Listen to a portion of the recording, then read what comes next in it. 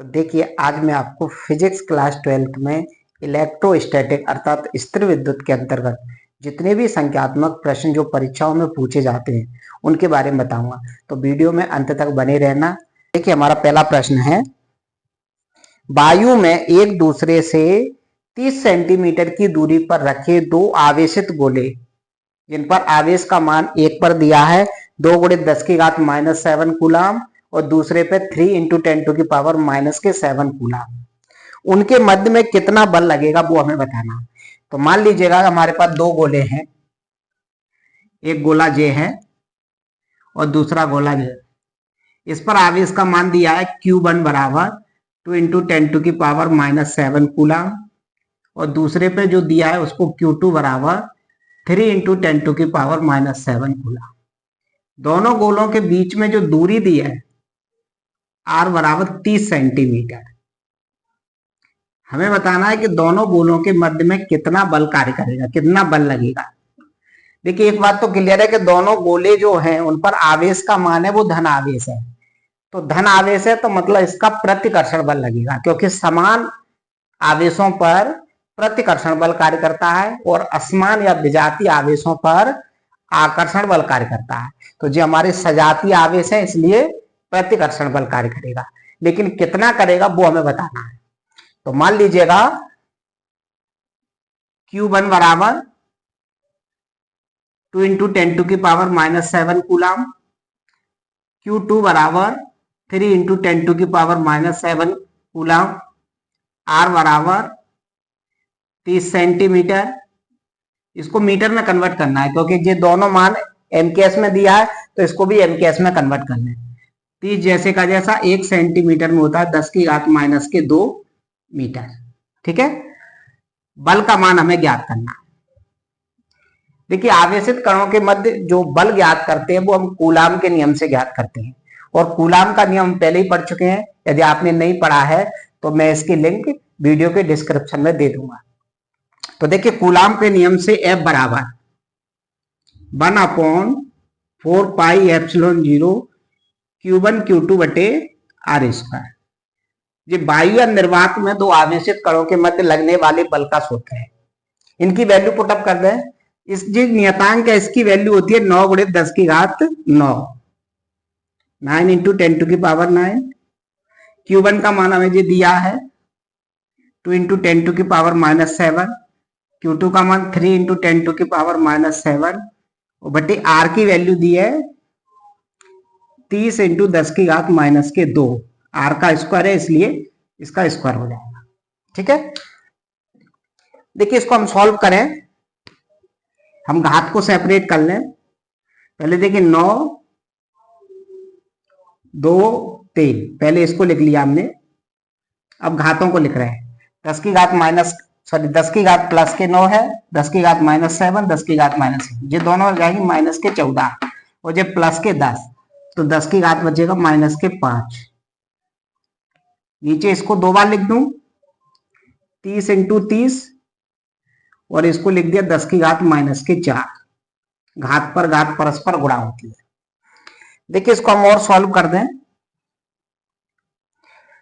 ये 3 से कट जाएगा ये 10 बार और ये 2 से कट जाएगा 5 बार। ठीक है, चाहो तो इसको और भी काट सकते हैं। ये 3 से कट जाएगा 3 बार और ये 3 से कट जाएगा 10 बार। ऊपर 3 बचा, नीचे जो हो जाएगा 50। मैं लिख दे रहा हूं अभी। F बराबर ऊपर 3 बटे नीचे हो जाएगा कितना, इसको 50 लिख दे या 5 × 10 ही लिख दे रहा हूं, 5 × 10। और यहां पर जो घात सेपरेट करेंगे तो ये 10 की घात -1 बचेगा। इस 10 को भी ऊपर ले जाऊं मैं तो F बराबर हो जाएगा 3/5 × 10 की घात -2। इसको ऊपर ले जाते -1 पहले से और ये -1 तो -2। चाहो तो मैं इसका इसमें भाग दे दूं तो F बराबर आ जाएगा 0.6 × 10 की घात -2 न्यूटन। और इसको सेपरेट करें, स्टैंडर्ड फॉर्म में लिखे तो स्टैंडर्ड फॉर्म में ये ऐसा होता है कि यदि कोई संख्या 10 की घात के रूप में लिखी है तो उसके पहले जो मान होता है वो न्यूनतम 1 और अधिकतम 10 से कम होना चाहिए। तो जो न्यूनतम 1 से भी कम है तो मैं क्या करूं, इसमें 10 से गुणा और 10 से भाग कर दूं। तो देखिए इसमें 10 से गुणा करूंगा तो 6 बन जाएगा और 10 से भाग दूंगा तो ये बन जाएगा 10 की घात माइनस के 3 न्यूटन। तो दोनों आवेशित कणों के मध्य लगने वाला बल इतना होगा 6 पॉइंट इंटू 10 की घात माइनस के 3 न्यूटन। देखिए अगला प्रश्न है हमारा, एक चालक पर 14.4 गुणे 10 की घात माइनस 19 कूलाम का धन आवेश है। उस चालक पर कितने इलेक्ट्रॉनों की अधिकता है या कमी है, बताइए। देखिए कोई चालक पदार्थ है और चालक पर कितना आवेश है, 14.4 गुणे 10 की घात माइनस 19 धन आवेश। तो धन आवेश का मतलब है कि उस चालक में इलेक्ट्रॉनों की कमी है। कोई चालक धन आवेशित तभी होता है जब उसमें से इलेक्ट्रॉन निकल जाते हैं, लेकिन कितने इलेक्ट्रॉनों की कमी है वो हमें बतानी है। तो चलिए इसको हम सॉल्व करते हैं। देखिए चालक पर आवेश दिया है Q बराबर 14.4 गुणे 10 की घात माइनस 19 कूलाम, इतना आवेश है। हमें बताना उस चालक पर कितने इलेक्ट्रॉनों की कमी है या अधिकता है, यानी इलेक्ट्रॉनों की संख्या बतानी है। कमी है या अधिकता है वो तो मैंने आपको बता दिया, ये धन आवेशित है इसका मतलब इस पर इलेक्ट्रॉनों की कमी है। ठीक है, इलेक्ट्रॉन पर जो आवेश होता है वो वैल्यू होती है 1.6 गुणे 10 की घात माइनस 19 कूलाम। आवेश के क्वांटीकरण का एक फॉर्मूला होता है Q बराबर प्लस माइनस के एन, Q बराबर एन ई, जहां एन का मतलब है इलेक्ट्रॉनों की संख्या, ई का मतलब है इलेक्ट्रॉन पर आवेश और Q का मतलब है आवेशित पदार्थ पर आवेश की मात्रा या उस चालक पर आवेश की मात्रा। हमें यहाँ पर एन की वैल्यू निकालनी है, तो एन बराबर हो जाएगा Q बटे ई। वैल्यू पुटअप कर दे तो एन बराबर Q की वैल्यू 14.4 गुणे 10 की घात माइनस के 19 बटे ई की वैल्यू 1.6 इंटू 10 की घात माइनस के 19। देखिए 10 की घात माइनस 19 से 10 की घात माइनस 19 कट जाएगा, दशमलव से दशमलव हट जाएगा, एन बराबर निकल के आ जाएगा 16 नम्मा होते 144, तो 9। उस चालक पर 9 इलेक्ट्रॉनों की कमी है। तो ये प्रश्न हमारा सॉल्व हो सकता है। अगला प्रश्न है हमारा, प्रोटॉनों के मध्य लगने वाले प्रतिकर्षण बल की गणना कीजिए। मतलब दो प्रोटॉनों के मध्य लगने वाले प्रतिकर्षण बल की गणना कीजिए जबकि उनके बीच की दूरी 6 इंटू 10⁻⁻15 मीटर है। प्रोटॉन पर आवेश दिया 1.6 गुणे 10 की घात माइनस 19 कूलाम। देखिए दो प्रोटॉन हैं और प्रोटॉन पर उतना ही आवेश होता है जितना इलेक्ट्रॉन पर होता है। अंतर सिर्फ इतना है कि इलेक्ट्रॉन पर ऋण आवेश होता है उतना, प्रोटॉन पर उतना धन आवेश होता है। तो दो प्रोटॉन हैं, दोनों पर लगने वाले प्रतिकर्षण बल की गणना कीजिए। मान लीजिएगा एक प्रोटॉन और दूसरा, जितना आवेश इस पर है उतना ही आवेश इस पर होगा। तो प्रोटॉन पर आवेश इलेक्ट्रॉन पर आवेश के बराबर होता है, यानी कि 1.6 इंटू 10 की घात माइनस 19 कूलाम, ये भी 1.6 इंटू 10 की घात माइनस 19 कूलाम।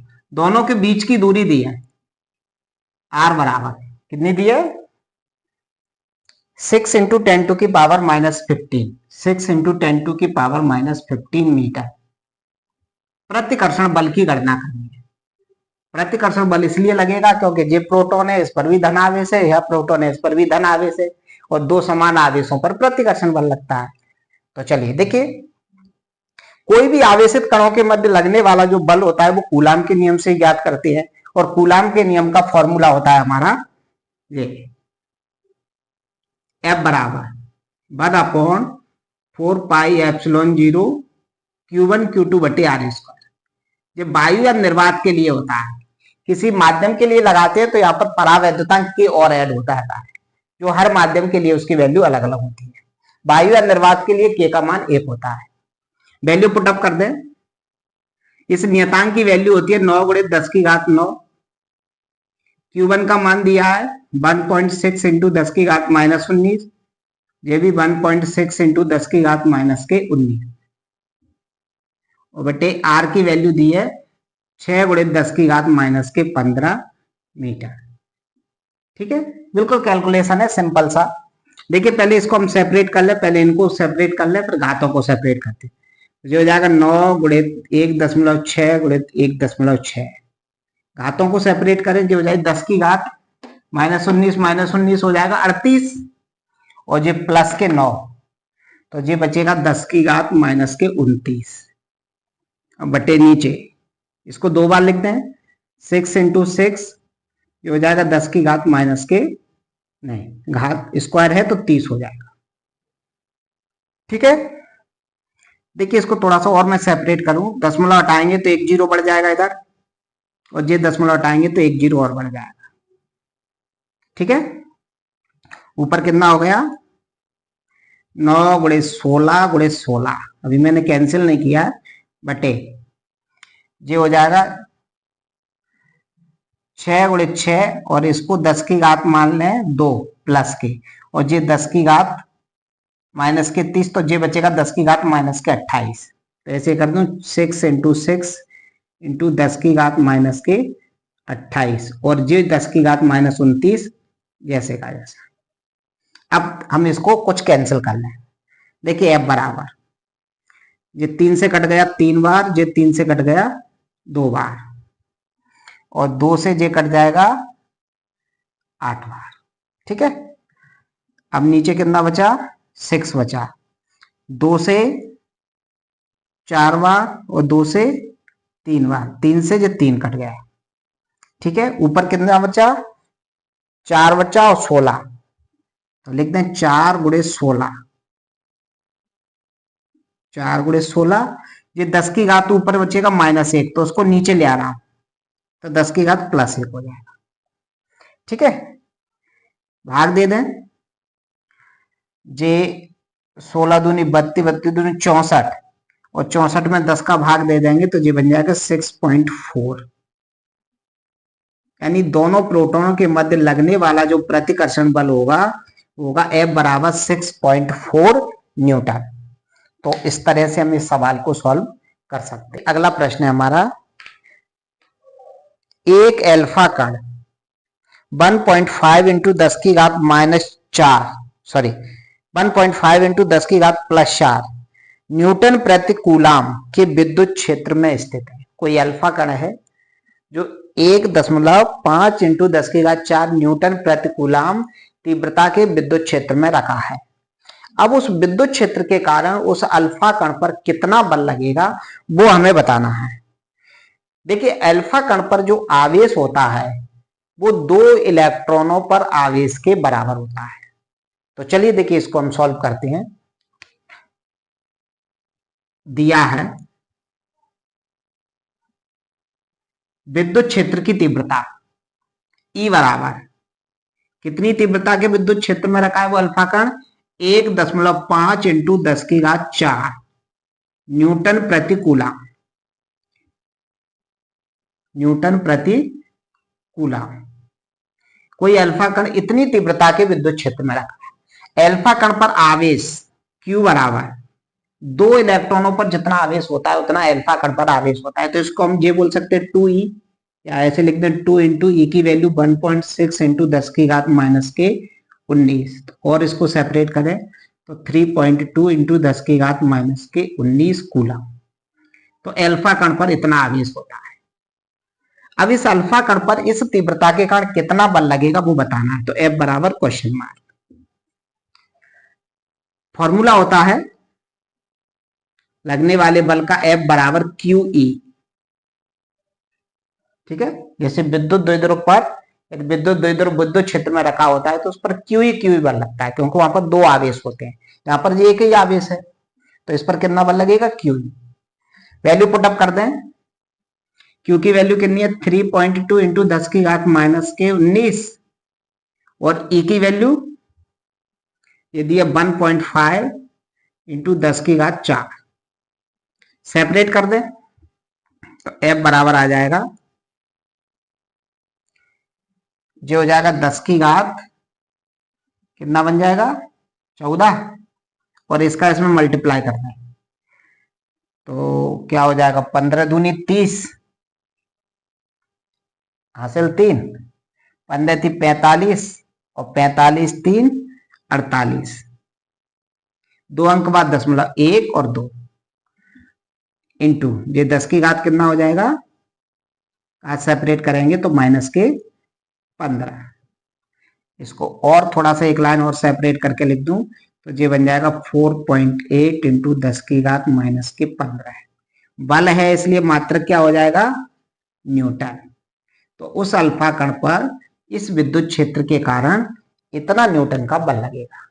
ठीक है, तो ये प्रश्न हम सॉल्व कर सकते हैं। अगला प्रश्न है हमारा, हाइड्रोजन नाभिक के कारण उससे 0.5 एंगस्ट्रॉम की दूरी पर विद्युत क्षेत्र की गणना कीजिए, जबकि प्रोटॉन पर आवेश 1.6 इंटू 10 की घात -19 कूलाम है। देखिए हाइड्रोजन नाभिक है और इसके अंदर इलेक्ट्रॉन प्रोटॉन न्यूट्रॉन सभी होते हैं। प्रोटॉन धनावेशित कण है और इलेक्ट्रॉन ऋणावेशित कण है और न्यूट्रॉन उदासीन होता है। तो हाइड्रोजन नाभिक है, उसके अंदर कोई प्रोटॉन है और प्रोटॉन से 0.5 नाभिक में 0.5 एंगस्ट्रॉम की दूरी पर विद्युत क्षेत्र बताना है। तो देखिए सबसे पहले हमें क्या दिया है, प्रोटॉन पर आवेश यानी कि Q बराबर दिया है 1.6 इंटू 10 की घात -19 कूलाम। दूरी दी गई है R बराबर 0.5 एंगस्ट्रॉम, इसको मीटर में कन्वर्ट करना है, MKS में लाना है। तो 1 एंगस्ट्रॉम बराबर होता है 10 की घात -10 मीटर। तो जो है 0.5 इंटू 10 की घात -10 मीटर। विद्युत क्षेत्र की तीव्रता बतानी है, E बराबर क्वेश्चन मार्क। सिंपल सा फॉर्मूला होता है विद्युत क्षेत्र की तीव्रता का, E बराबर 1/4πε0 Q/r²। ठीक है, ये नियतांक है, इसकी वैल्यू हम जानते हैं पहले से, 9 गुणे 10 की घात 9। Q की वैल्यू दी है 1.6 इंटू 10 की घात -19 और बटे R की वैल्यू 0.5 इंटू 10 की घात -10, इसका स्क्वायर। ठीक है, इसको हम सॉल्व कर दें तो E बराबर आ जाएगा, देखिए 9 इंटू 1.6, ये लिख दिया, ये लिख दिया, ये इसको सेपरेट करेंगे तो ये 10 की घात बचेगा -9। ठीक है, बटे नीचे इसको 2 बार लिख दूं, 0.5 इंटू 0.5 और ये बन जाएगा 10 की घात -20। घात पर घात परस्पर गुणा होती है, कोई दिक्कत इसमें?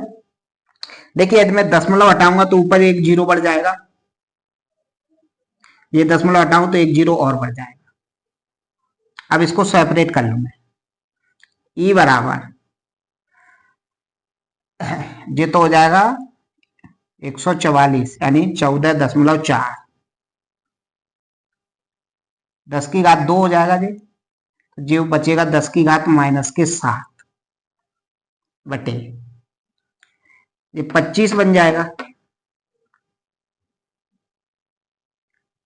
ये 10 की घात -20 ऊपर जाएगा तो ये कितना हो जाएगा, प्लस के हो जाएगा। तो ये प्लस के हो जाएगा, तो इसको ऐसे लिख दूं इंटू 10 की घात 20, सॉरी 10 की घात 20 और सेपरेट करूं, E बराबर ये बन जाएगा 10 की घात प्लस के 13 और इसका इसमें भाग देना है तो 14.4 बटे 25 इंटू 10 की घात प्लस के 13। सॉल्व करूं,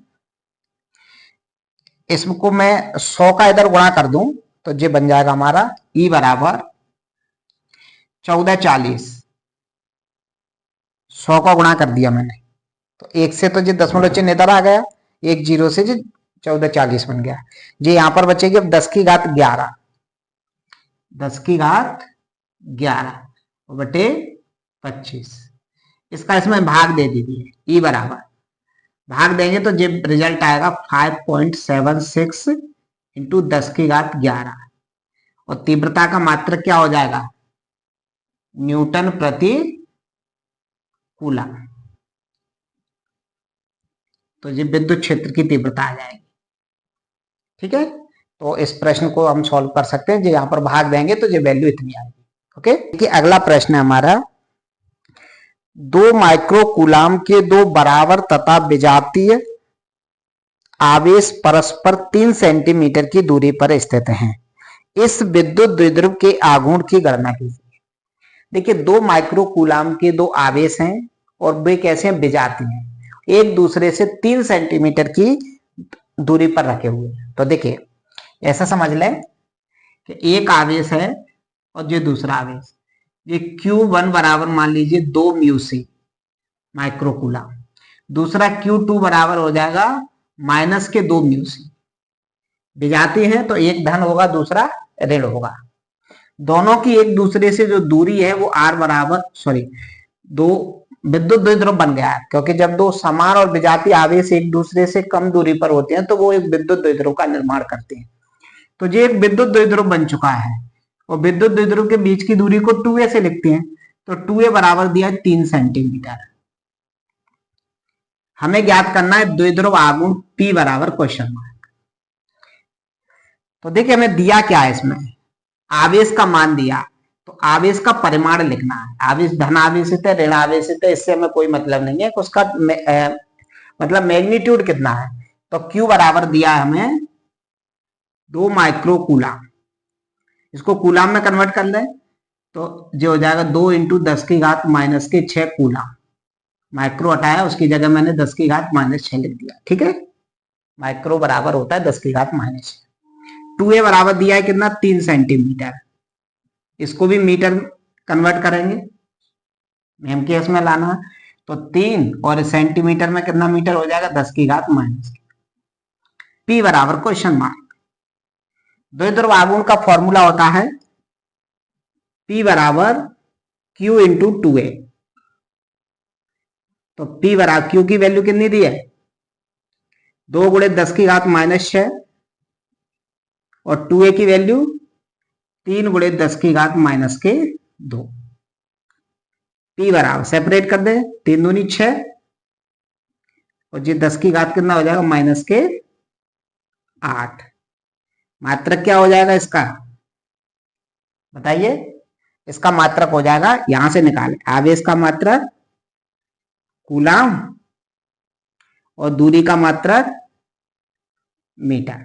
तो इसका मात्रक हो जाएगा कूलाम इंटू मीटर। तो इस तरह इस प्रश्न को हम सॉल्व कर सकते हैं। चलिए अगला प्रश्न है हमारा, जब प्लस 1 इंटू 10 की घात माइनस 6 कूलाम तथा माइनस 1 इंटू 10 की घात माइनस 6 कूलाम के दो आवेश परस्पर 2 सेंटीमीटर की दूरी पर स्थित है। मतलब दो आवेश हैं और दोनों पर परिमाण समान है लेकिन प्रकृति विजातीय है।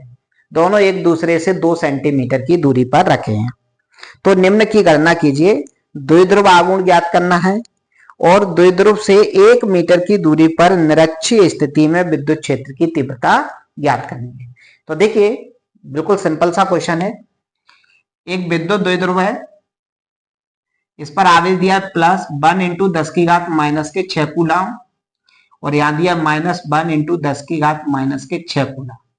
दोनों एक दूसरे से कितनी दूरी पर रखे हैं, 2 सेंटीमीटर की दूरी पर रखे। एक विद्युत द्विध्रुव है, दोनों पर आवेश का मान समान है लेकिन प्रकृति विजातीय है। दूरी दोनों के बीच की दूरी 2 सेंटीमीटर है। हमें ज्ञात करना है द्विध्रुव आघूर्ण और निरक्षीय स्थिति में विद्युत क्षेत्र की तीव्रता, यानी कि मध्य बिंदु से 1 मीटर की दूरी पर निरक्षीय स्थिति में विद्युत क्षेत्र की तीव्रता। ठीक है, यानी कि इस पोजीशन में जब तीव्रता ज्ञात करेंगे तो आर की वैल्यू दी है हमें 1 मीटर, यानी 1 मीटर की दूरी पर विद्युत क्षेत्र की तीव्रता। देखिए आवेश का परिमाण कितना दिया है, 1 इंटू 10 की घात माइनस 6 कूलम। धन हो ऋण हो इससे हमें कोई मतलब नहीं है, उसका मैग्नीट्यूड कितना है। तो हमें दिया है Q बराबर कितना दिया है, 1 इंटू 10 टू की पावर माइनस 6 कूलम। बीच की दूरी 2a बराबर 2 सेंटीमीटर, इसको मीटर में कन्वर्ट करना है तो 2 इंटू 10 टू की पावर के माइनस के 2 मीटर। द्विध्रुव आघूर्ण ज्ञात करना है, पहला पॉइंट।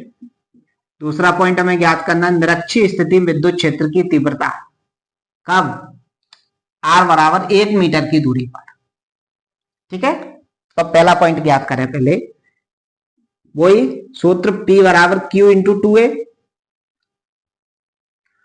तो Q की वैल्यू कितनी है 1 इंटू 10 टू की पावर -6 और जे हो गई 2 इंटू 10 की घात -2। इसको सॉल्व करें तो जे गुणा करेंगे 2 हो जाएगा और जे घात सेपरेट होके हो जाएगी 10 की घात -8 कूलाम इंटू मीटर। एक आंसर तो जे आ गया द्विध्रुवाभ। दूसरा पॉइंट हमें ज्ञात करना है निरक्षीय स्थिति में विद्युत क्षेत्र की तीव्रता। निरक्षीय स्थिति में विद्युत क्षेत्र की तीव्रता का फॉर्मूला होता है E बराबर 1/4πε0 P/R3। अक्षीय स्थिति में होता है 2P/R3, निरक्षीय में होता है P/R3। वैल्यू पुटअप करें, नियतांक की वैल्यू 9 × 10 की घात 9, P की वैल्यू अभी निकाली है 2 × 10 की घात -8 और बटे R की वैल्यू कितनी है जे वाली वैल्यू 1, तो 1 का क्यू मतलब 1 ही होगा। सेपरेट कर दें तो 9 दूनी हो जाएगा 18, 10 की घात 9, 10 की घात -8, तो 10 की घात कितना बचेगा 1, यानी कि E बराबर आ जाएगा 180। ठीक है, मात्रक क्या हो जाएगा, तीव्रता का मात्रक होता है न्यूटन प्रति कूलाम, न्यूटन प्रति कूलाम। तो निरक्षीय स्थिति में विद्युत क्षेत्र की तीव्रता यह है। यदि इसी प्रश्न में हम अक्षीय स्थिति में तीव्रता निकालें तो क्या आएगा, अक्षीय स्थिति में तीव्रता निकालेंगे तो यहां पर जो P की जगह हो जाएगा 2P। क्वेश्चन में नहीं पूछा है, मैं निकाल दे रहा हूं। E बराबर आ जाएगा अक्षीय स्थिति में, अक्षीय स्थिति में तीव्रता क्या फॉर्मूला हो जाएगा E बराबर 1/4πε0 2P/R3। E बराबर ये तो 9 × 10 की घात 9, 2 P की वैल्यू कितनी थी 2 × 10 की घात -8 और बटे R की वैल्यू सेम रखें, मतलब जे 2 और इसमें ऐड हो गया। बाकी तो देखिए रिजल्ट आया 180, इस 2P के कारण कितना आ जाएगा 180 का डबल हो जाएगा, मतलब 360 न्यूटन प्रति कूलम। तो निरक्षीय स्थिति में तीव्रता और अक्षीय स्थिति में तीव्रता दोनों ही निकाल दिए, हालांकि में क्वेश्चन में अक्षीय स्थिति में तीव्रता नहीं पूछी थी। तो इस तरह से हमने पहले चैप्टर जो फिजिक्स का है इसके जितने भी न्यूमेरिकल क्वेश्चन जो परीक्षाओं में आ सकते हैं उस टाइप के प्रश्न हमने इसमें सॉल्व किए। यदि आपको ये वीडियो पसंद आया है तो इसको लाइक करें, दोस्तों में शेयर करें, कमेंट करें, चैनल को सब्सक्राइब करें। तब तक गुड बाय, टेक केयर, मिलते हैं फिर नई एक वीडियो।